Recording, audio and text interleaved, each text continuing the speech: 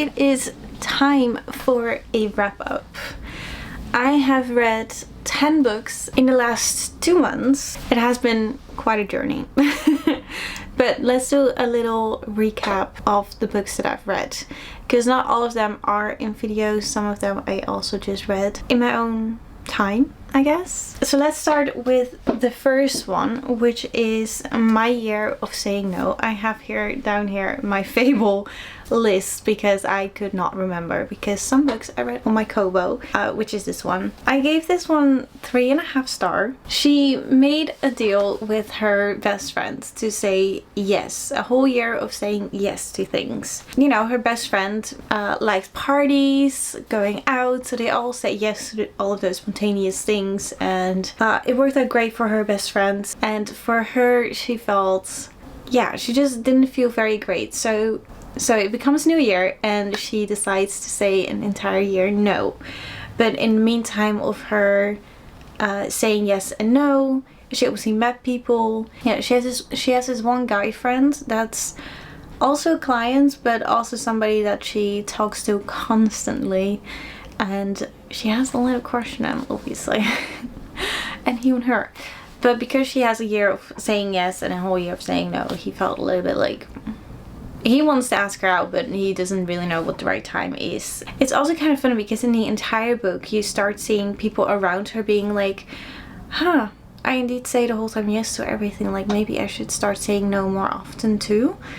Because it does give her like this feeling of being like coming up for yourself and stuff like that. So I did enjoy like the whole that the people around her were also like, oh, I should say a bit more no. And I think it works really well for if you are like myself, a people pleaser. I think that this is actually kind of like a good book to read. It's also a romance, so it's really fun. It was cute, it was funny.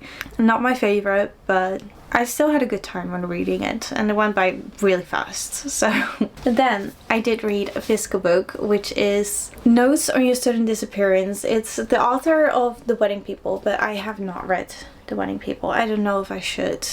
There's a lot of depression in that book, and I don't know if I should read that. But Notes on Your Sudden Disappearance is also quite a sad book. Yeah.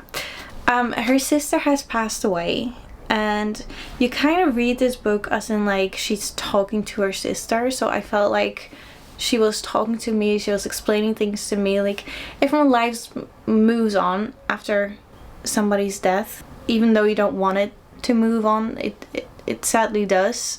It was really heart-wrenching to see how this little sister, who looked up so much to her older sister, to see how life moved on. Like her little sister is kind of like stuck.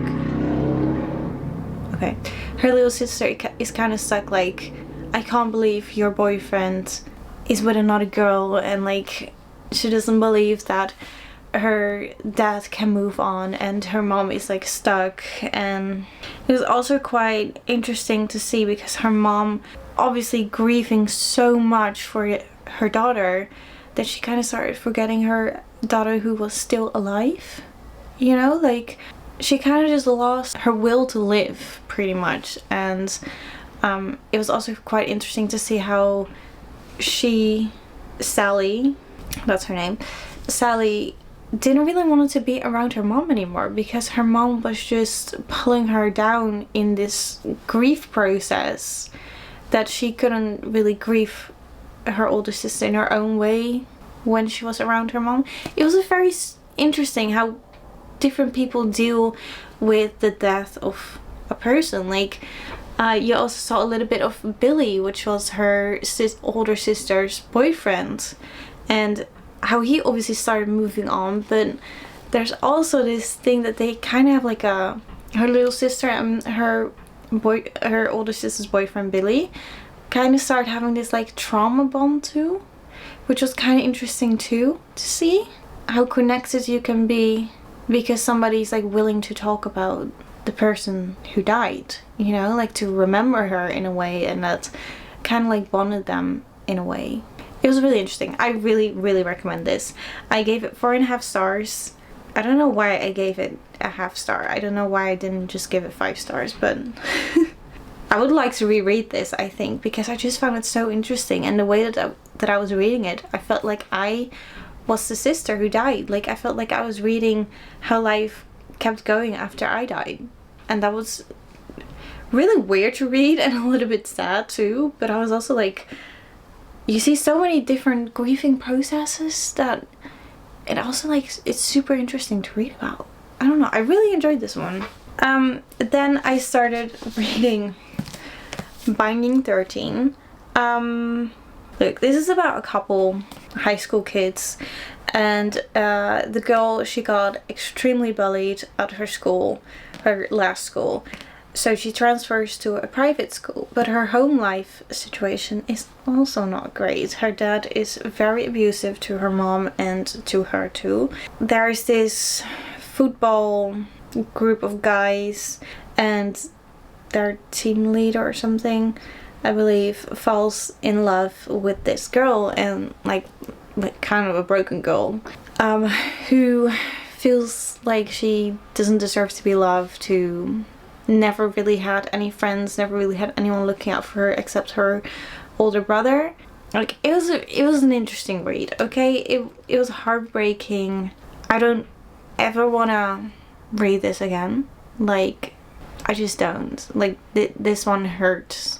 Like I felt so sad, but I was also like, I don't know. I gave it 4 stars. There were so many things that I didn't enjoy. This girl is very small. She's very tiny. She's very petite. And we started reading that in pretty much, I mean, not every sentence, but at least every page it was being clarified how small and tiny and precious she is. And I do not like that, okay? Like, I get it. You're tiny. It's fine. I already have an image of you in my head. I don't need to reread the whole time how tiny you are. I also felt a little bit like I was reading a Wattpad fanfiction, which is a guilty pleasure of mine, so I did not mind that. Yeah, I also felt sorry for her the whole time, and I felt horrible reading this. I understood how she thought that everything was her fault, that she was the problem, that, you know, she just kept saying sorry. I totally understand that, because you don't have any confidence after being bullied. Like, if you don't have any friends when you're growing up, like, you just feel so lonely and detached from the world. I totally understand that. And it made her even more fragile. But I just, I don't know why people say that this is their favorite series, because it was so sad. But I did also read Keeping 13, because I was very intrigued. After the ending, I was like, what is going on? I can't say what happened, obviously, because that would be a spoiler. But I just had to finish that whole little story of them. I realized that the other books from that series is like, there are 2 books about her older brother, I believe, and then there are books about her friends, I think. Like, it's like this whole group of friends that you kind of read about, and in the meantime of reading Binding 13 and Keeping 13, you also see these friends and you also see their problems, and it was really interesting, but I just don't think I would want to continue that. But I did give, what did I give the second one? I gave 3.5 stars, the second one, so apparently I like that a lot less. But just half a star less. I don't know, I don't really remember, to be honest. I just know that it gave me a lot of emotions. Yeah, for sure. I had emotions from back in my day that came back, and I did not enjoy that, so I don't think I would like to read any high school books anymore. Let's just not, no. Anyway, but then we got into a fantasy book, Heir of Illusion. I gave this one 4.5 stars. I loved this one. This was so good. I do have to say, in the beginning I was a little bit confused, but that's with fantasy always, kind of with me. I'm always confused in the beginning. But this was so good. I do have like, I didn't give it 5 stars. I remember why. At some point they're going to search for this necklace, right? Did I say what it's about? It's about a girl who's a pet from the king, and the king is in love with her, I guess. But she's also a pet. She's being used to be an assassin, to kill the people that the king wants to be dead. And obviously she doesn't agree with that, and she does her own like little rebellion in the meantime, like her own little side quest of killing men. Now in the meantime there's also this other this man, this I don't remember what his name is actually. What is his name? She's called Ivy. He's a reaper from that realm. I don't get a name. But she's, by the way, she's a pet because she wears a collar pretty much. It's a beautiful necklace. But with that necklace, the king controls her. So if she doesn't do something that he wants her to do, he takes her breath away. Like, that necklace is choking her. I do have to say, I didn't really feel much from, like, obviously not getting any breath kind of feels like a panic attack. And at some point she started having a panic attack too, without having like the whole necklace being tied and stuff. But I just didn't really, I didn't really feel that connected with the characters, which was a bit of a bummer. Like the pain that they were suffering, I didn't really feel that in my heart or anything. I did feel like, oh, that's kind of sad, but that's it. Also, they needed to search, somebody took something, and from the king she needs to find that, but the reaper from that realm also needs to find that. So they're kind of like going on this quest searching for these objects. I like the idea of searching for something, but I want it to be more, like I want it to be broad. I want there to be like a whole journey for it, and the only thing that they were really doing was staying in the castle or being underneath the castle or going into town. It wasn't really like, I didn't really feel like we were really going on a journey. There was like one little part that I was like, ooh, that's exciting, but that was underneath the castle. So, and then afterwards they kind of just like went back home because they couldn't find it, and they went back to their rooms, and I don't know, it could have been better, but I definitely would want to continue this series. Like, I loved it. I really did. Even with the tiny things that I didn't enjoy as much. Yeah, it was good.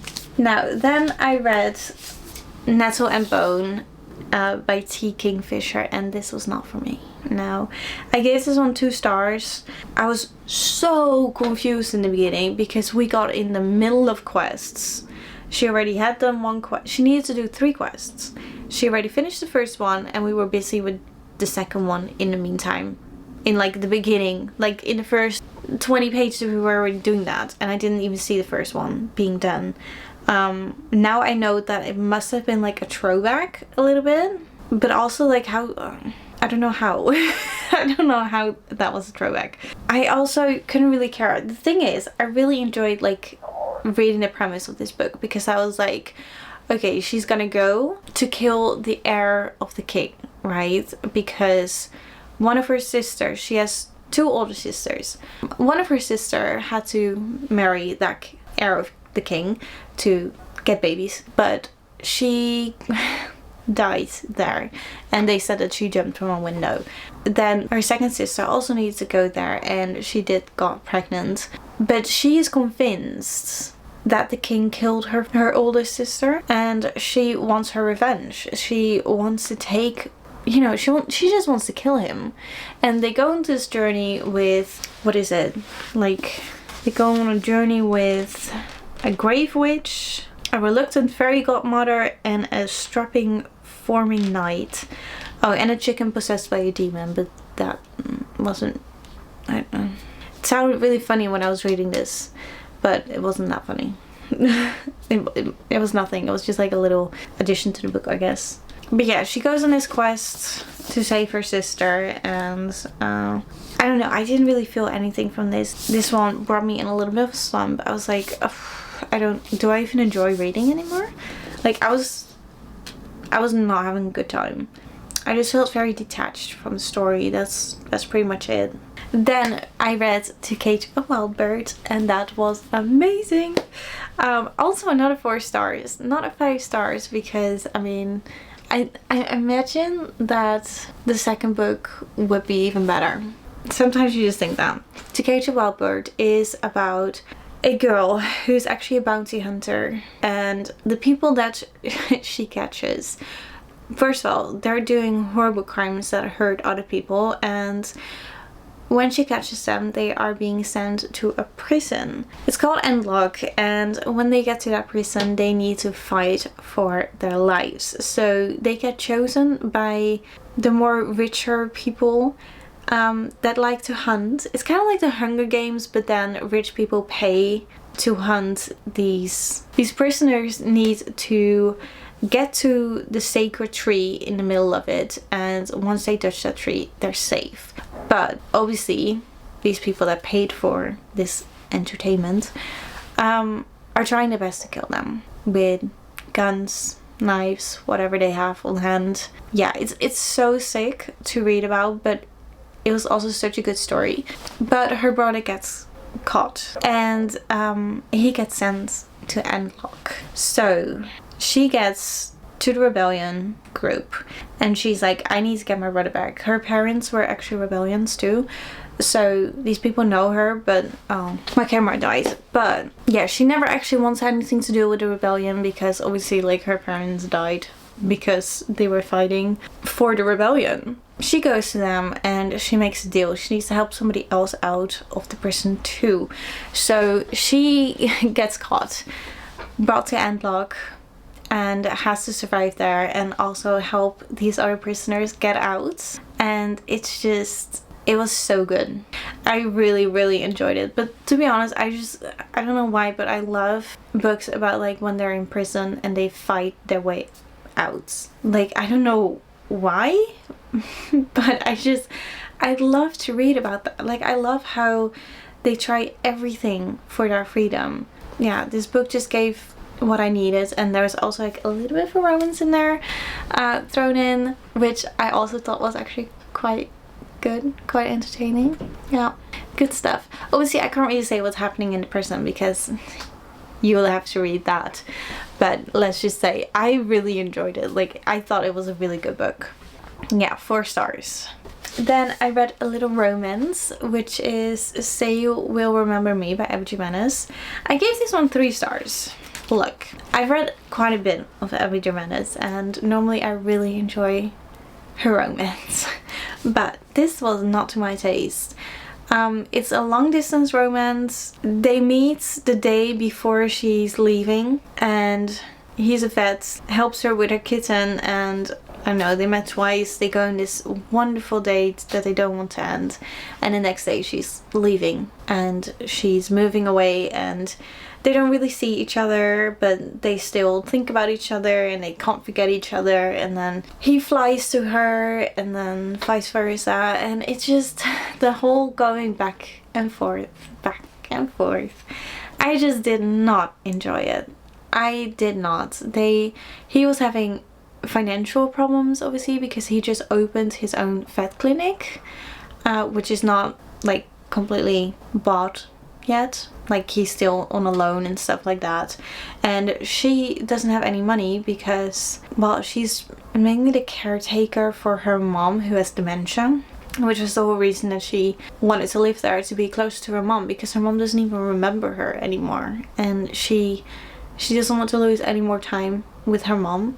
Totally understandable. I enjoyed the family dynamics that dementia does to the entire family. Like, everyone suffers in their own way, right? And I really enjoyed reading about that, but I just did not enjoy the romance. And obviously I wanted to read this because I wanted a cute little romance, and I just got long distance and horrible TikTok references, by the way. Like, at some point she was asking the questions like, would you still love me if I was a worm? And I was like, that's, first of all, that's so weird. That whole TikTok trend was stupid.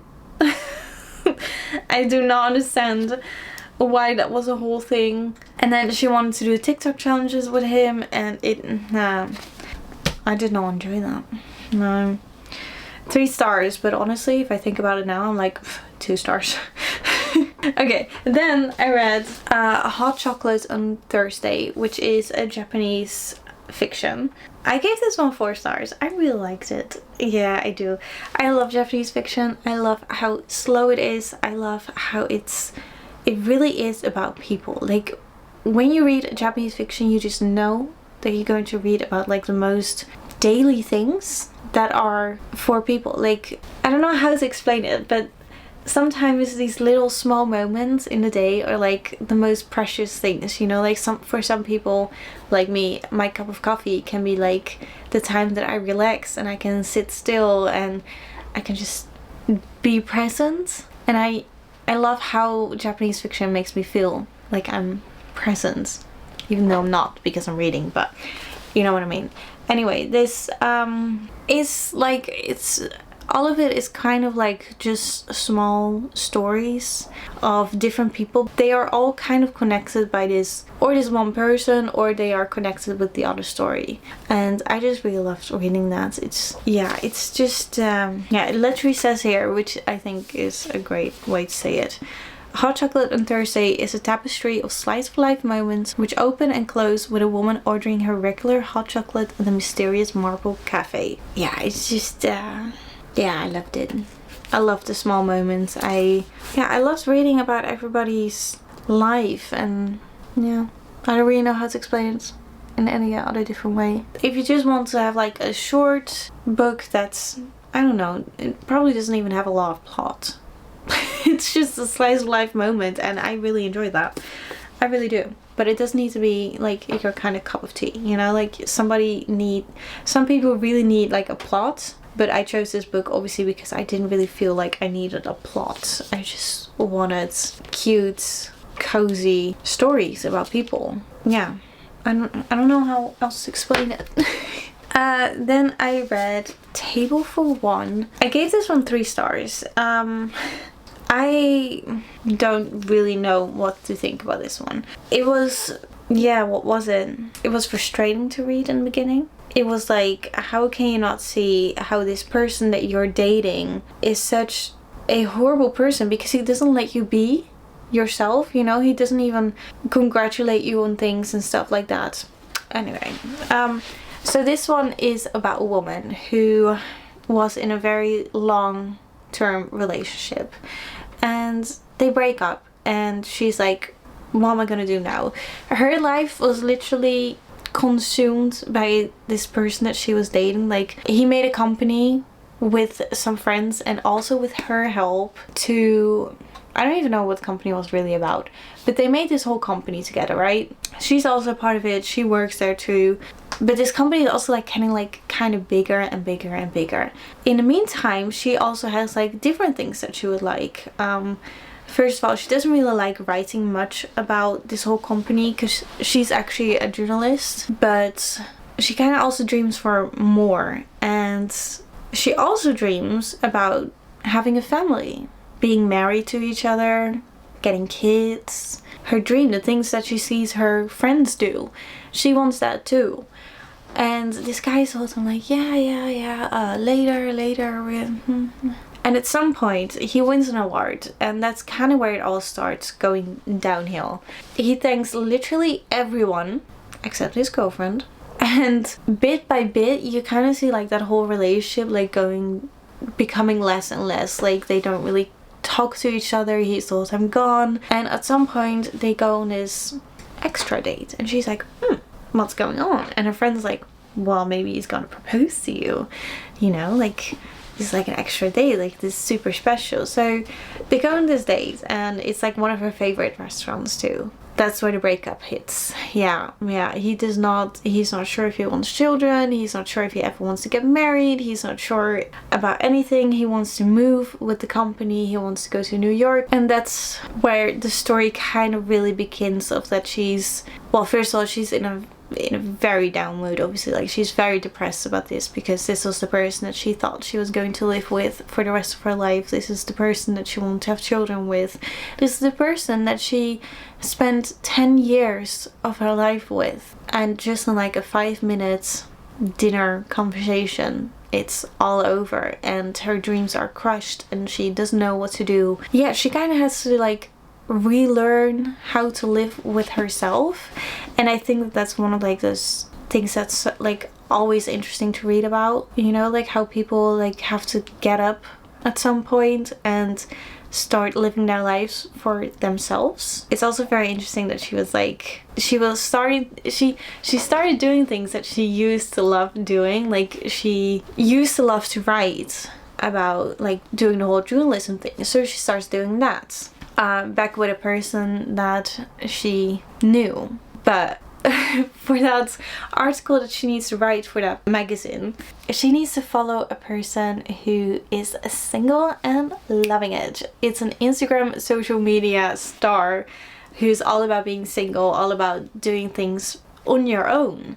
And she has to follow this person and like write about her, but she also has to like, because the fun thing about the whole article is that she needs to follow somebody who loves being single, and then she is in a long-term relationship, and she kind of like needs to find like the differences and stuff like that in that. Kind of make it more difficult for the person who's like single and loving it, because it's kind of like a magazine for like the older generation, I guess, and not like this newer generation that loves being single.